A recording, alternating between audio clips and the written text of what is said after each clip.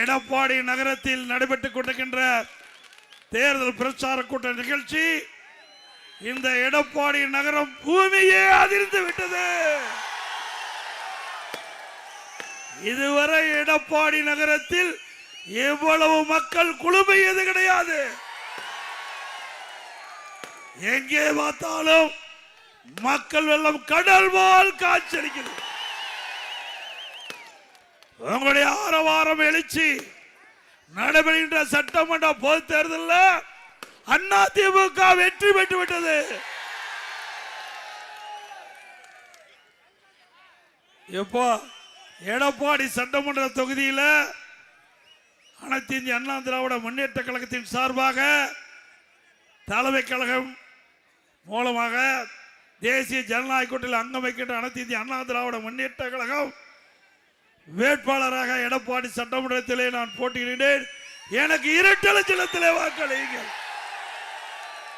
நம்முடைய சின்னம் புரட்சி தலைவர் எம்ஜிஆர் சின்னம், அம்மாவின் சின்னம், உங்களின் சின்னம், மக்களின் சின்னம், விவசாயியின் சின்னம், நெசவாளரின் சின்னம், விசைத்தறி தொழிலாளி சின்னம், ஏழையின் சின்னம், வெற்றி சின்னம். வாக்களிப்பீர் இரட்டைக்கு. ஒரு மனிதன் பிறக்கின்றான், வாழ்கின்றான், இறக்கின்றான். இடப்பட்ட காலத்திலே மக்களுக்கு சேவை செய்வதுதான் நிலைத்து நிற்கும் மனதிலே. அப்படி பொன்மனச்செம்மல் புரட்சி தலைவர் அவர்கள் மண்ணிலே பிறந்தார், வாழ்ந்தார், சாதனை படைத்தார், மக்கள் மனதிலே வாழ்ந்து கொண்டிருக்கின்றார். இதே புரட்சி தலைவி அம்மா அவர்கள் மண்ணிலே பிறந்தார்கள், வாழ்ந்தார்கள், இடப்பட்ட காலத்திலே மக்களுக்கு சேவை செய்தார்கள், மக்களுக்கு உள்ளத்திலே வாழ்ந்து கொண்டிருக்கிறார். இன்றைய தினம் இரண்டு தலைவரும் நம்மிடத்திலே இல்ல. இரண்டு தலைவர்களுக்கும் நாம் தாம் பிள்ளைகள். இன்றைக்கு எத்தனையோ கட்சிகள் தமிழகத்தில் இருக்கின்றது, இந்தியாவில் இருக்கின்றது. ஆனால் மக்களுக்காக வாழ்ந்த தலைவர் நம்முடைய தலைவர்கள், நமக்காக வாழ்ந்து மறைந்த தலைவர்கள். அவருக்கு என்று வாரிசு கிடையாது.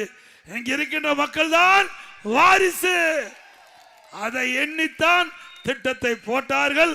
அந்த திட்டம் மக்களுக்கு நன்மை கிடைத்தது. அதனால் இருவரும் தலைவர்கள் மக்கள் உள்ளத்திலே வாழ்ந்து கொண்டிருக்கின்றார்கள். அதே போல ஒரு மனிதன் பிறக்கின்றான், வாழ்கின்றான், இடைப்பட்ட காலத்திலே மக்களுக்கு என்ன சேவை செய்கின்றானோ அவன்தான் மக்கள் மனதிலே நிலைத்து இருப்பான்.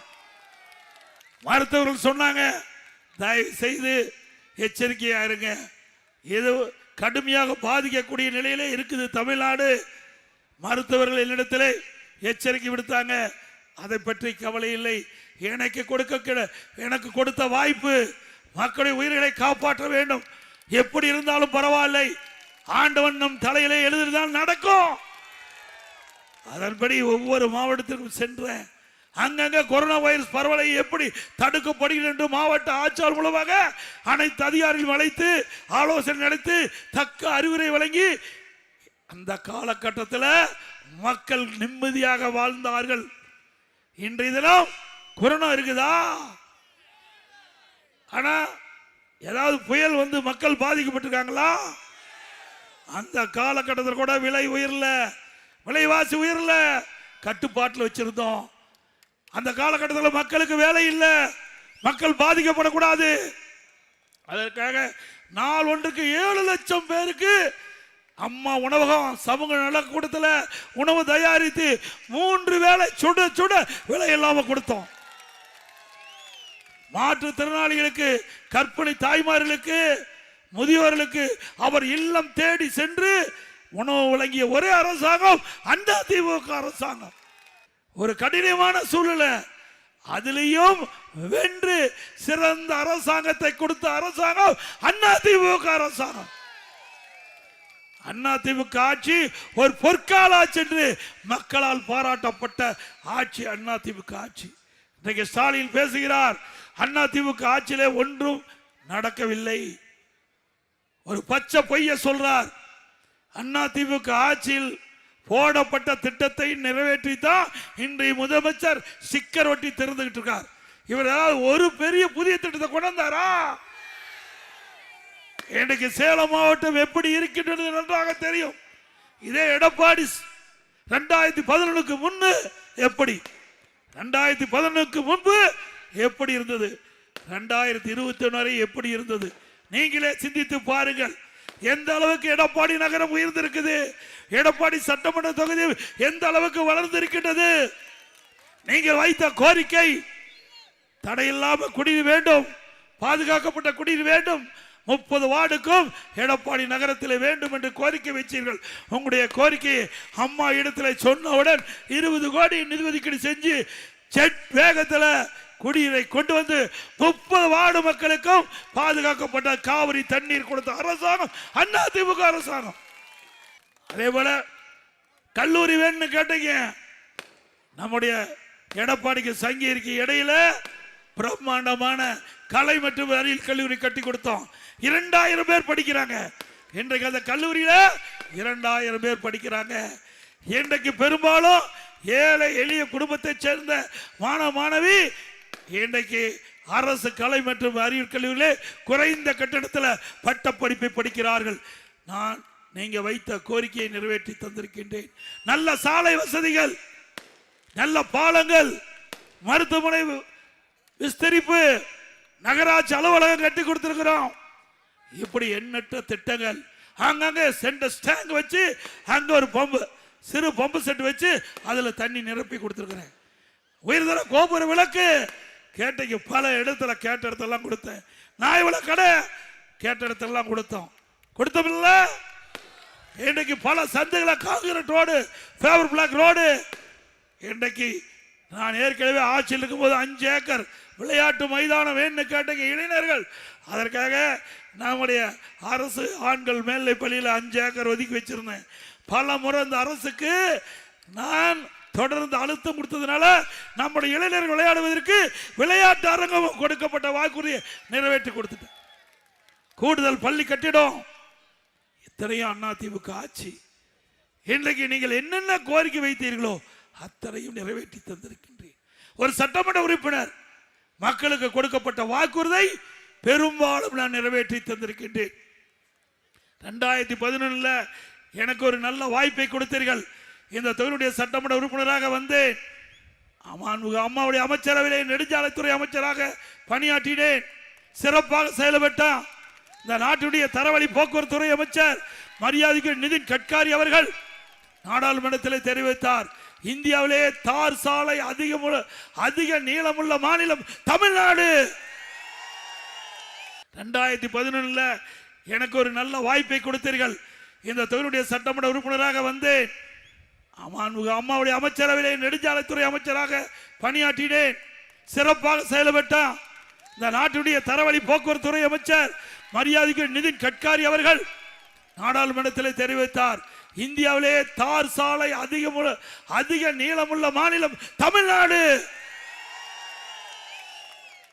எல்லா நம்முடைய பகுதி மட்டுமல்ல, தமிழ்நாடு முழுவதும் சிறப்பான சாலையை அமைச்சு கொடுத்தேன்.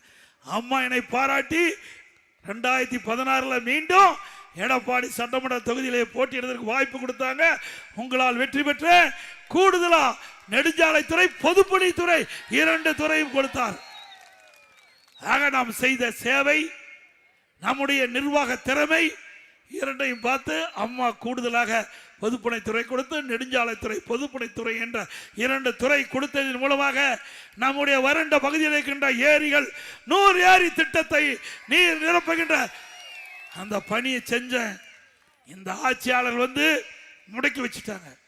இன்னும் 40% ஏரிகள் நீர் நிரம்பாது இருக்குது. மீண்டும் அதிமுக ஆட்சியதுடனே அந்த எஞ்சிய ஏரிகள் அனைத்தும் நீர் நிரப்பப்படும். அதே போல யார் அந்த சார் அண்ணா பல்கலைக்கழகத்தில் அங்க படித்துக் கொண்டிருந்த மாணவிக்கு பாலியல் சீண்டல் நடந்தவங்களுக்கு தெரியும். அந்த பாலியல் வழக்கில் ஞானசேகரன் ஒருவர் என்பவர் தண்டிக்கப்பட்டு சிறையில் இருந்து இன்றைய தினம் ஏதோ பிரச்சனை நடந்து வலிப்பு வந்ததாக அரசு மருத்துவமனையில் சேர்த்திருக்கிறாங்க.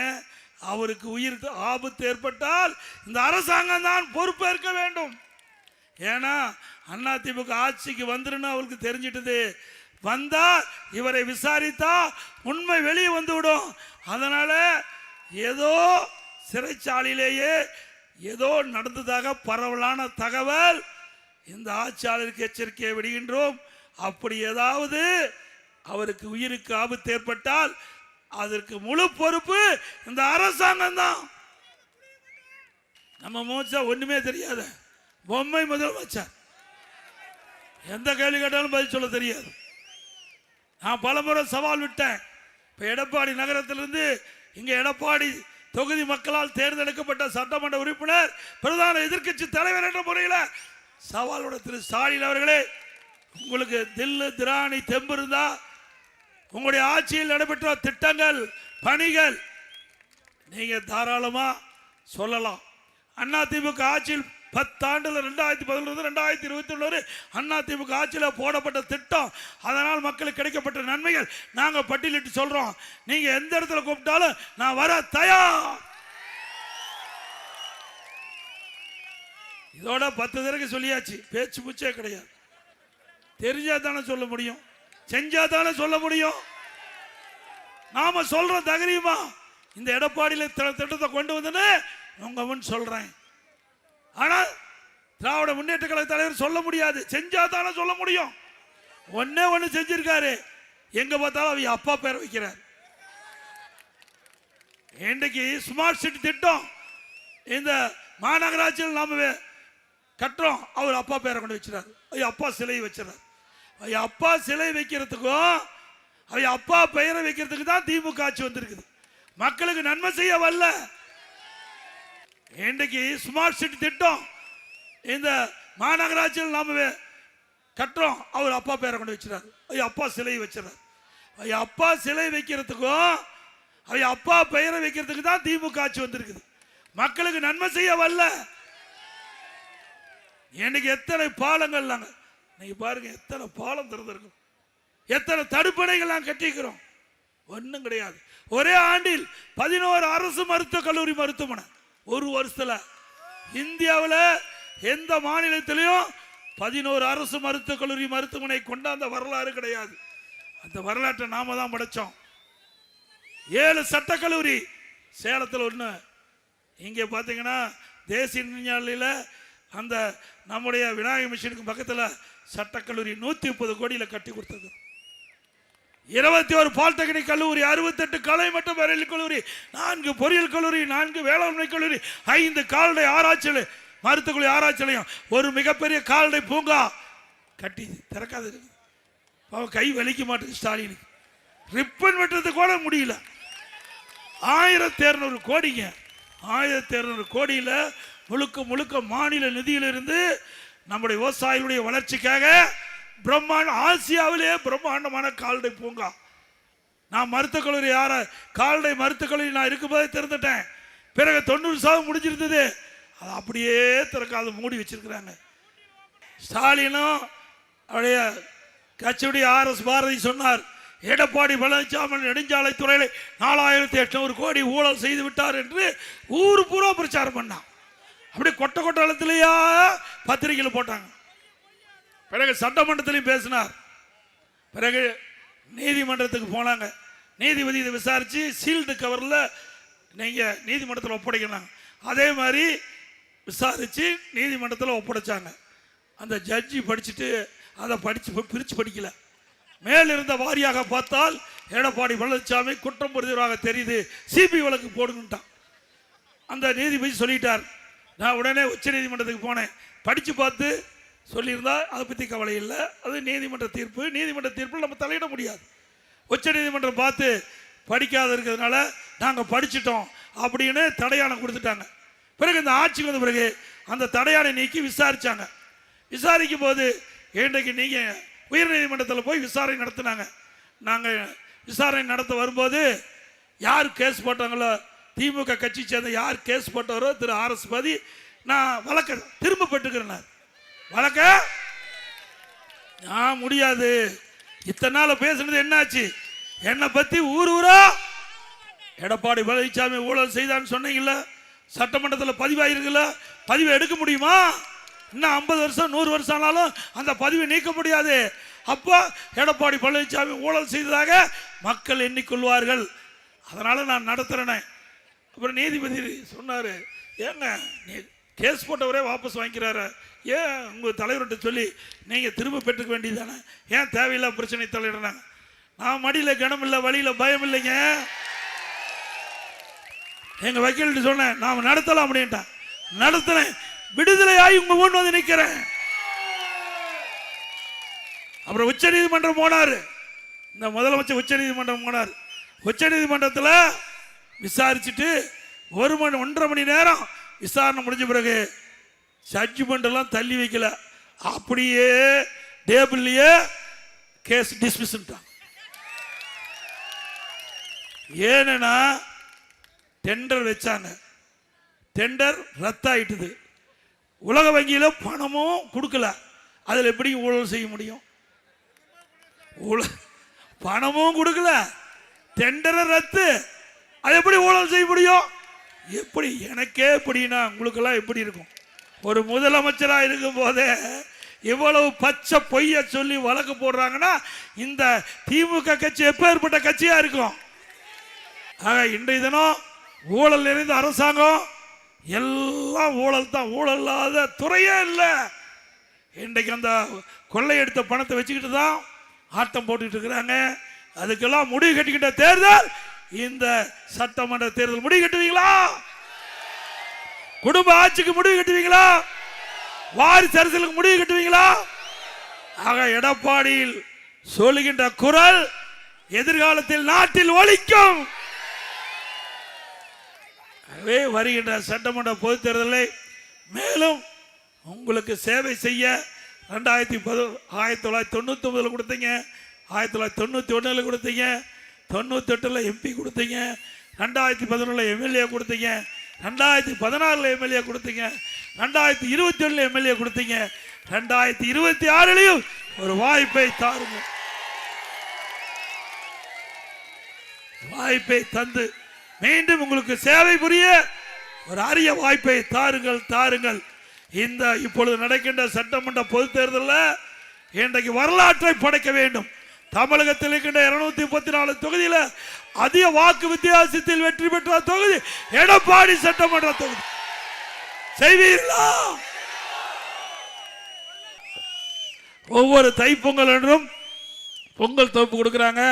அந்த பொங்கல் தொகுப்போடு 1000 ரூபாய் ரொக்க பணம் வழங்கப்படும். ஒவ்வொரு தீபாவளி என்றும் நம்முடைய பெண்களுக்கு அற்புதமான பட்டுப்புடவை வழங்கப்படும். நகர பேருந்தில் பெண்கள் தான் கட்டணம் இல்லாமல் பயணம் செய்கிறாங்க. அதிமுக ஆட்சி அமைந்தவுடனே இனி ஆண்களும் நகர பேருந்தில் கட்டணம் இல்லாமல் பயணம் செய்யலாம். மாற்றுத்திறனாளிகள் கூட்டுறவு சங்கத்தில் வாங்கிய கடன் தள்ளுபடி செய்யப்படும். அதே போல முதியோருக்கு வழங்கப்படுகின்ற ஓய்வூதியம் 2000 உயர்த்தி வழங்கப்படும். இஸ்லாமியர்கள், கிறிஸ்தவ மற்றும் ஏனைய சிறுபான்மையை சேர்ந்த மகளிர் சுய தொழில் தொடங்குவதற்கு வட்டியில்லா கடன் வழங்கப்படும். இப்படி பல திட்டங்கள் 297 அறிவிப்புகள் வெளியிட்டிருக்கிறோம். அதில் விவசாயிகள், நெசவாளர்கள், விசைத்தறி தொழில் செய்கின்றவர்கள், பணிபுரிகின்றவர்கள், ஏழை மக்கள் என்று பாரபட்சம் பார்க்காமல் அனைவருக்கும் அனைத்து திட்டங்களும் அதிமுக ஆட்சியிலே வழங்கப்படும் என்ற செய்தியை நேரத்தில் தெரிவித்து